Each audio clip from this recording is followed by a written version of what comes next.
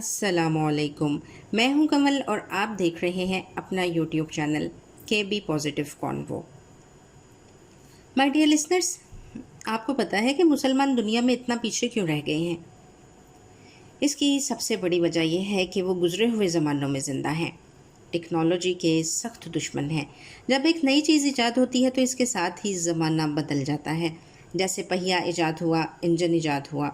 اب اگر آپ اس بات پر بضد رہیں کہ ہم نے وہ مشقت کرنی ہے جو ہمارے آباء و اجداد کیا کرتے تھے، تو آپ زمانے سے پیچھے رہ جائیں گے اور دشمن آپ کو رونتا ہوا گزر جائے گا۔ آپ وہ مشقت کریں گے جو آپ کو ذرا برابر بھی فائدہ نہیں دے گی۔ آپ ہلکان ہو جائیں گے اور دشمن کلانچے بڑھتا ہوا آپ سے آگے گزر جائے گا۔ فرض کریں کہ آپ عمرہ کرنے گئے ہیں، آپ کو مکہ سے مدینہ منورہ تک کا سفر طے کرنا ہے۔ آپ کے ساتھ آپ کے چھوٹے چھوٹے بچے بھی ہیں۔ اب ایک شخص آپ کو یہ کہے کہ سرکار دو عالم صلی اللہ علیہ وآلہ وسلم نے مکہ سے مدینہ منورہ تک کا سفر پیدل یا اونٹ پر طے کیا تھا، لہٰذا ایمان کا تقاضا یہ ہے کہ آپ پیدل یا اونٹ پر یہ سفر طے کریں، تو آپ اس شخص کو کیا کہیں گے؟ رسالت مآب صلی اللہ علیہ وآلہ وسلم نے جب یہ سفر پیدل یا اونٹ پر طے کیا تو اس وقت گاڑی تھی ہی نہیں۔ ایسا ہرگز نہیں تھا کہ آپ صلی اللہ علیہ وآلہ وسلم کے سامنے گاڑی اور اونٹ کھڑے کر دیے گئے ہوں اور آپ نے اونٹ کو ترجیح دی ہو۔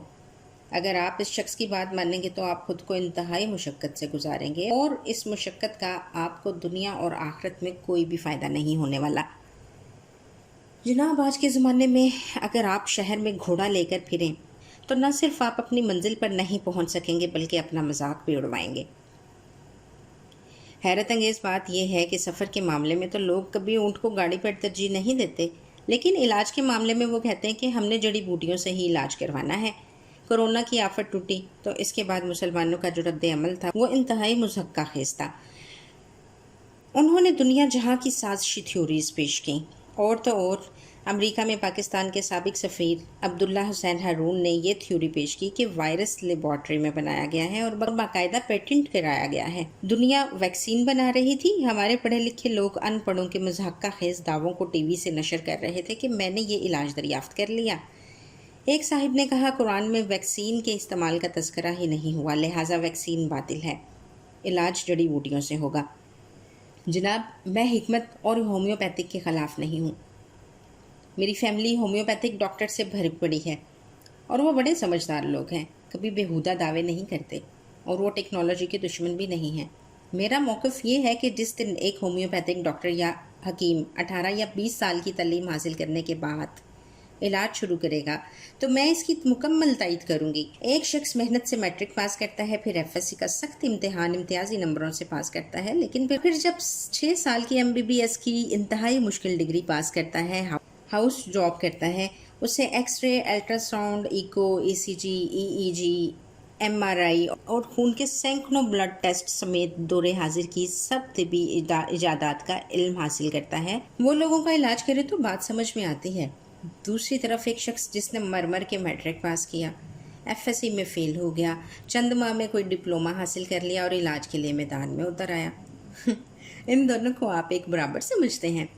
کیا آپ واقعی اس بات پر ایمان رکھتے ہیں کہ ایک ان پڑھ شخص آپ کی نبض پکڑ کر آپ کے پیچیدہ مرض کی تشخیص کر سکتا ہے؟